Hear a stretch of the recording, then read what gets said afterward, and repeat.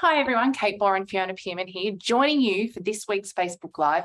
All month we've been talking about asking for help, and today we want to dig in a little bit to the how-to, something we talk a lot about in Core Confidence, Chapter 9, Ask for Help, and of course in our Acts of Confidence program. But I think one of the first things we say when we talk about this is start small, Fee. Yes, because it can feel so uncomfortable. If we're unused to asking for help, if we're used to doing it all ourselves, if it feels as though, oh my goodness, what's going to happen when I ask for help? And some of the things, it can be as simple as, what if I get a no? What if I feel rejected?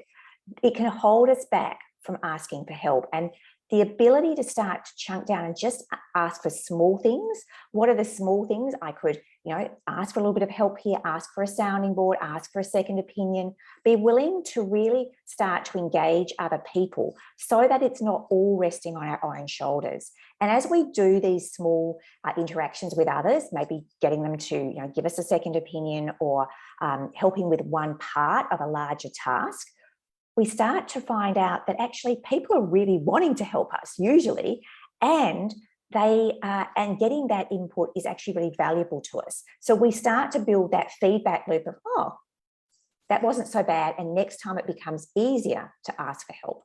Yeah, I think that's one of the philosophies, right, of our work, small acts of confidence or small experiments. So identifying opportunities, we always say just because you can doesn't mean you should.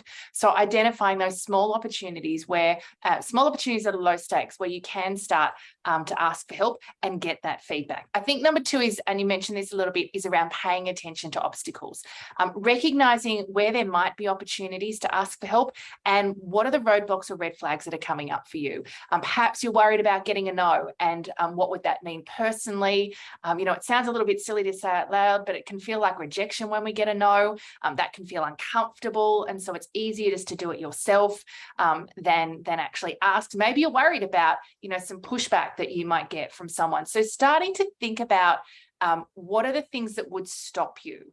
And often these may be along the lines of perhaps being worried about looking weak or incompetent or not capable. And I think that is a really big mindset piece that we need to navigate around, because the reality is it is unsustainable to do it all ourselves. And we have to move to a place where we're able to start asking for help. In fact, in most organizations, we call it collaboration, and it's seen as a capability. And so just starting to spotlight some of the things that are coming up for you often in your body, in terms of your feelings, the signals that you're getting when the opportunities present themselves, noticing them, and then being able to do a little bit of work on them so we are able to ask for help from a place of personal power. Yeah, I think this piece of understanding what's going on for us and exploring that, and then teasing out what are the ways I could just experiment, just do something a little bit differently. I think the other thing that often holds people back and we worry about is this piece around fair exchange. If I ask something of someone, will I owe them? Or will that mean I need to do something for them? And we can get very caught up in the, I did, they did, and all of that sort of thing. And the truth is, with asking for help, most people are just generously happy to do it. When we think of ourselves when we ask for help, when we're asked for help, we usually do it, without a second thought. So I think understanding that it doesn't have to be quid pro quo in every situation. If we're generally a person who helps others, that what goes around comes around. So it feels okay on that level.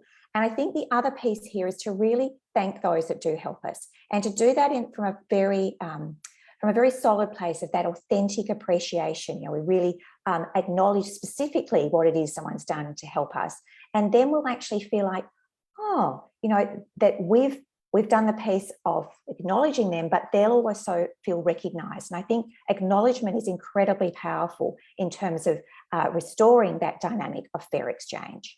Yeah, I think we want to be careful here not to overthink, for want of better language, but being too generous in our exchange. Often just the verbal articulation, hey, thanks, and the articulation of here's how this was really helpful. I really appreciate it. Often that's enough to bring you back into balance when it comes to fair exchange.